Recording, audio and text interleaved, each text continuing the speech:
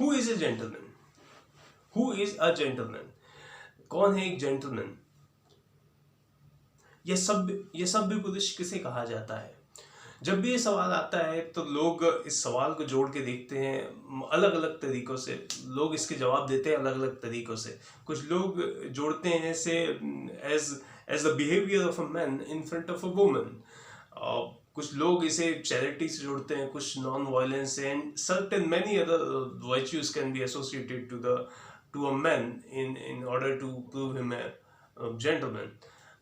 But बहुत specific set of behaviour, बहुत specifically हमें कहीं कुछ नहीं मिलता है जो जेंटलमैन को डिफाइन कर सके। Unless we go very deep inside the literature, even then you won't find something which is quite satisfying when it comes to a gentleman. Hello friends, I am Jitendra and today we'll discuss about the gentleman.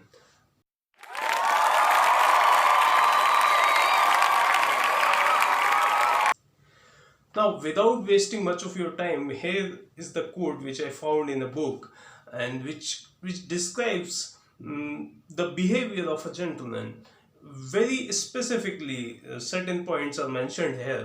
I would like to decode them in front of you. I would like to decode them. First, a gentleman, of course, never speaks of himself except when compelled. वो अपने बारे में तब तक कोई बात नहीं करता है जब तक कि उसे इस बात के लिए मजबूर ना किया जाए। जैसे जैसे उसे कहा ना जाए कि सर आप अपने बारे में कुछ बताइए, हम सुनना चाहते हैं, तब तक वो अपने बारे में कभी कोई बात नहीं करता है। Never defends himself by a mayor retort. अपने आप को कभी भी गुस्से में अपने आप को डिफेंड करने की कोशिश नहीं करता। इवन इफ अगर उस पर कोई इल्ज़ाम लगाया जाए या कुछ एलिगेशंस उस पर लगाए जाए, तब भी अपने आप को डिफेंड करने के लिए वो रिटोर्ट का सहारा नहीं लेता। रिटोर्ट इट मीन्स टू झुंझला कर, गुस्से में आकर angrily respond something. So he doesn't do that ever. He has no ears for slander and gossip. Beautiful. उसके पास किसी की बुराई करने के लिए या किसी के इंटरनल अफेयर्स में इंटरेस्ट लेने के लिए ना टाइम है, ना उसके पास इन चीज़ों के लिए वक्त है. He has no ears for slander and gossip. Is scrupulous in imputing motives to those who interfere with him. जो लोग उसके पास आते हैं, जो लोग उसके संपर्क में आते हैं, उनसे वो कभी भी अपना मतलब नहीं निकालता है, कभी भी उन्हें अपने मतलब के लिए इस्तेमाल नहीं करता है. That is what it says. And the last but not the least, he interprets everything for the best.